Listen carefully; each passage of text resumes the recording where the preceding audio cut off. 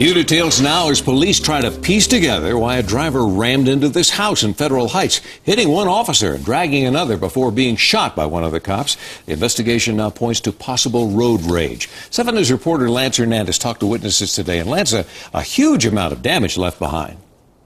Mike, they tell me it looked like a war zone here. You can see where that driver knocked over several fences, at least 3 mailboxes. We're also told he hit another car, hit an officer, dragged another one.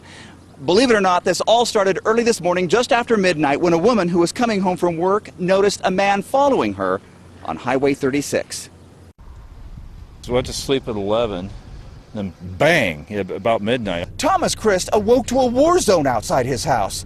Take a look at where he says a driver slammed into his fence and a neighbor's, then plowed into this pickup. I seen the white Chevy pickup truck.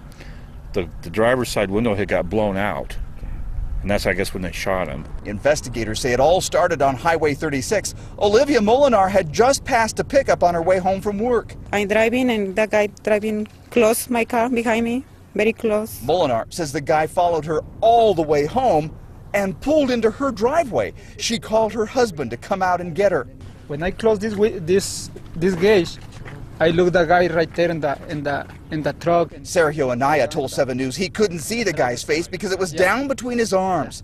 They went back inside. Moments later, they heard a loud crash. Police say the driver had lurched forward, striking an officer and ramming the side of the house. You can see where it was hit. He then reversed, struck another vehicle, and dragged a second officer who was pinned between the driver's pickup and another vehicle. That officer freed himself, grabbed his gun, and opened fire. I thought it was a movie. Neighbor Lorenzo Esparza says he could tell the shots were real. I'm a combat veteran, so that woke me up. The first thing that I did, check my daughters, check my house.